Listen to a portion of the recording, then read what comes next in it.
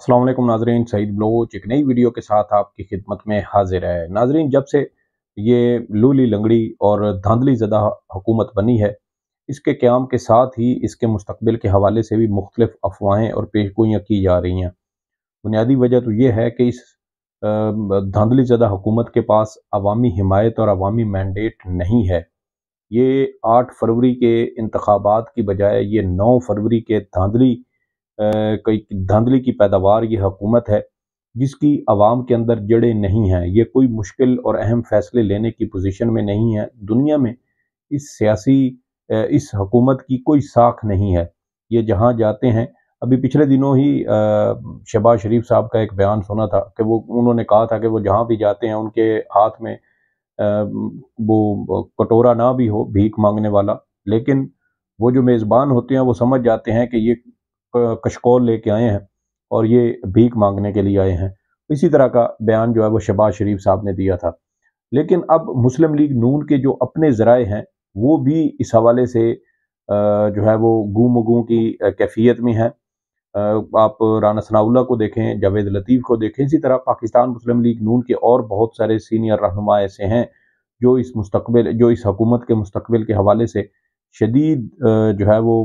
परेशानी के आलम में है, और किसी को मालूम नहीं है कि ये हुकूमत कब तक चलेगी। और इसकी एक वजह यह है कि ये हुकूमत का जो इख्तियार है वो भी मुस्लिम लीग नून के पास नहीं है।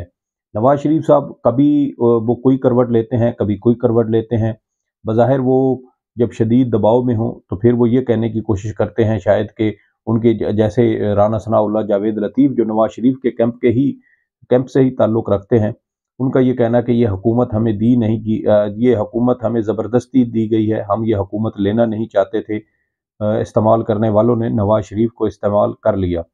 लेकिन दूसरी जानिब मुस्लिम लीग नून के कुछ और ऐसे ज़राए भी हैं जो नवाज शरीफ या राना सनाउल्लाह या जावेद लतीफ़ के मौक़िफ़ की तरदीद करते हैं। एक सीनियर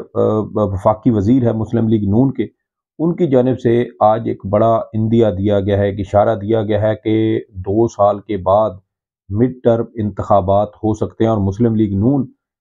आम इंतखा यानी 2 साल के बाद मिड टर्म इलेक्शन की तरफ जा सकती है। 2 साल तक मुस्लिम लीग नून की हुकूमत काम करेगी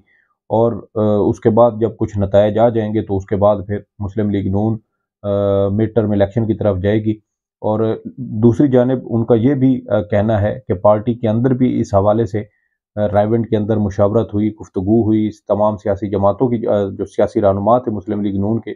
उनके साथ मुशावरत की गई। शहबाज शरीफ के हवाले से भी उन्होंने कहा कि शहबाज शरीफ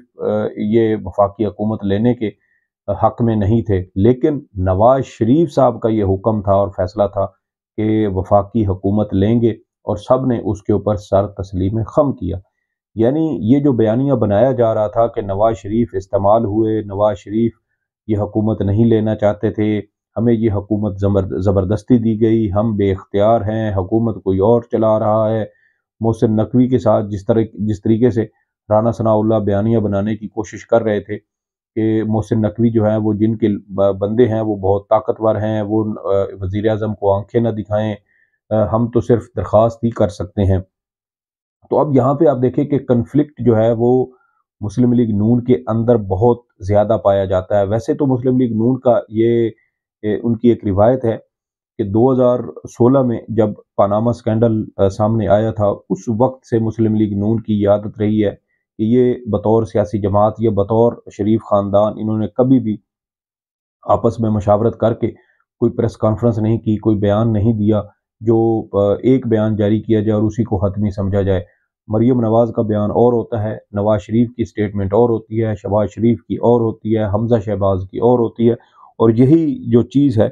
वो इस सियासी जमात के अंदर और शरीफ ख़ानदान के अंदर अब बहुत ज़्यादा प्रिवेल कर चुकी है। दूसरी जानिब मुस्लिम लीग नून ज़राए का ये भी कहना है कि वज़ीर आज़म शहबाज शरीफ बहुत ज़्यादा परेशान हैं मोहसिन नकवी साहब से, और मोहसिन नकवी से वो बहुत ज़्यादा नाखुश भी हैं। और इसके अलावा ये भी जो है वो कहा जा रहा है कि ये जो मिड टर्म वाली बात है, ये जब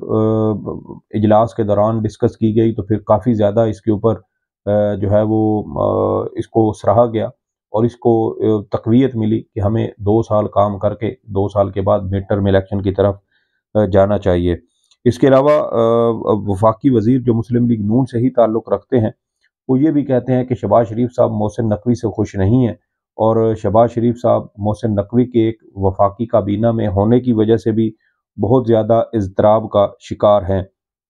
اور انہوں نے یہ بھی کہا کہ اسی وجہ سے محسن نقوی کو، یعنی وہ چونکہ وزیر داخلہ ہیں، سینیٹر بن چکے ہیں، تو محسن نقوی کو نہ تو ان کی پسند کا سیکٹری داخلہ دیا گیا ہے، اور نہ ہی ان کی پسند کا آئی جی اسلام آباد جو ہے وہ دیا گیا ہے، اور یہ بھی کہا جا رہا ہے کہ مستقبل میں بھی ان کے ساتھ ایسا ہی کیا جائے گا، اور محسن نقوی اپنی مرضی کے فیصلے لینے کے جو ہے وہ قابل نہیں ہوں گے۔ اس حوالے سے جو اسٹیبلشمنٹ کے قریب سمجھے جانے والے کچھ اینکر حضرات ہیں، وہ پچھلے دنوں یہ اشارہ دے رہے تھے کہ شہباز شریف اور محسن نقوی شہباز شریف، وزیر اعظم شہباز شریف کے ماتحت نہیں ہوں گے، بلکہ وہ ان کے ساتھ کام کریں گے۔ یعنی محسن نقوی جو وفاقی کابینہ کا حصہ ہیں اور وزیر داخلہ ہیں، وہ وزیر اعظم کو جواب دہ نہیں ہوں گے بلکہ کسی اور کو جواب دہ ہوں گے۔ 4 بڑی وزارتیں ہیں جو مسلم لیگ نون کے پاس نہیں ہیں بلکہ اسٹیبلشمنٹ کے پاس ہیں۔ وزارت داخلہ محسن نقوی کے پاس، وزارت خزانہ محمد اورنگزیب کے پاس، وزارت دفاع خواجہ آصف کے پاس، وزارت خارجہ جو ہے وہ اسحاق ڈار کے پاس۔ تو یہ وہ 4 وزارتیں ہیں جو بظاہر جو ہے وہ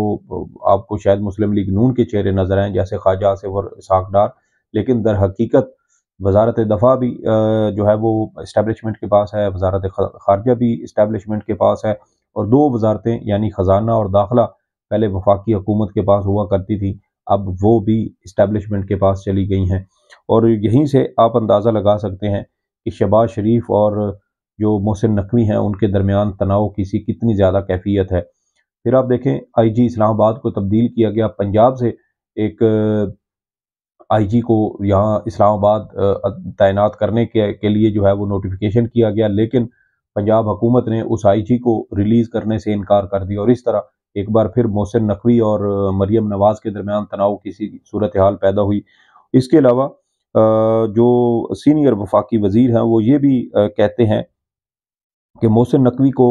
ای سی ایل کمیٹی میں بھی شامل نہیں کیا گیا، اور نہ ہی مستقبل میں جو ہے وہ ان کو ای سی ایل کمیٹی میں شامل کیا جائے گا، اگرچہ اس حوالے سے اعلان جو ہے وہ کیا گیا تھا لیکن وہ کمیٹی کا حصہ نہیں ہوں گے۔ اس کے علاوہ شہباز شریف کے جو دوسرے اسٹیبلشمنٹ کے دوسرے نمائندہ ہیں یعنی وزیر خزانہ محمد اورنگزیب، ان کو بھی وزیر اعظم شہباز شریف نے اہم جو کمیٹیاں ہیں ان میں شامل نہیں کیا، اور یہ بھی کہا جا رہا ہے کہ ان کو بھی مستقبل میں ان اہم کمیٹیوں کے اندر شامل نہیں کیا جائے گا، اور نہ ہی سی سی آئی یعنی کونسل آف کامن انٹرسٹ، مشترکہ مفادات کونسل، اور جو نجکاری سے متعلق جو دیگر اہم کمیٹیاں ہیں یا ادارے ہیں، ان میں بھی وزیر خزانہ محمد اورنگزیب کو شامل نہیں کیا جائے گا۔ تو یہاں سے بھی آپ جو ہے وہ شاید ایک اندازہ لگا سکتے ہیں، ایک پکچر آپ کو بنتی ہوئی نظر آتی ہے کہ بظاہر مسلم لیگ نون بہت زیادہ کنفیوژن کا شکار ہے۔ کبھی کہا جاتا ہے کہ نواز شریف جو ہیں وہ انقلابی ہیں، وہ اس حکومت کو لینے کے حق میں نہیں تھے، لیکن وفاقی وزیر کہتے ہیں کہ رائے ونڈ میں میٹنگ ہوئی اور اس میں نواز شریف صاحب کا یہ فیصلہ تھا کہ ہم وفاقی حکومت لیں گے، اور شہباز شریف اس کے مخالف تھے۔ دوسری جانب جو ہے وہ شہباز شریف صاحب وہ اسٹیبلشمنٹ کے چہیتے ہیں، ساری دنیا کو پتہ ہے، وہ اپنے منہ اقرار کر چکے ہیں کہ 40 سال سے وہ اسٹیبلشمنٹ کے لاڈلے ہیں، اور ساتھ محمد اورنگزیب جو اسٹیبلشمنٹ کے جو ہے وہ بندے ہیں، محسن نقوی وہ بھی اسٹیبلشمنٹ کے ہیں، تو ان کے ساتھ جو ہے وہ کچھ کھینچا تانی بھی چل رہی ہے۔ یعنی مسلم لیگ نون ابھی بھی کسی ایسی جو پالیسی ہے یا کوئی ایسی حکمت عملی ہے یا کوئی ایسا دو ٹوک موقف یا فیصلہ ہے، اس کا ابھی بھی مسلم لیگ نون فیصلہ نہیں کر سکی۔ وہی کنفیوژن ہے، اوپر سے نیچے تک پارٹی کے اندر کنفیوژن ہے، اور یہ کہا جا رہا تھا کہ نواز شریف صاحب عید کے بعد کوئی بڑا سیاسی کارڈ کھیل سکتے ہیں۔ یہ امکان ظاہر کیا جا رہا تھا کہ نواز شریف صاحب یہ کہیں کہ وہ اس حکومت کے لینے کے حق میں نہیں تھے اور یہ حکومت ان کو زبردستی دی گئی ہے، لیکن اب جو سینئر وفاقی وزیر ہے مسلم لیگ نون سے تعلق رکھتے ہیں، وہ تو کہتے ہیں کہ نواز شریف صاحب کا ہی یہ فیصلہ تھا کہ یہ وفاقی حکومت ہم نے لینی ہے، تو اس لیے میرے خیال میں تو نواز شریف صاحب آپ دیکھتے ہیں کہ وہ عید کے بعد کون سا بڑا کارڈ کھیل رہے ہیں۔ بہتر تو یہی ہے نواز شریف صاحب کے لیے کہ وہ 8 فروری کا جو عوام کا مینڈیٹ ہے اس کو تسلیم کریں، ڈاکہ عوامی مینڈیٹ پر ڈالے گئے ڈاکے کو واپس کریں،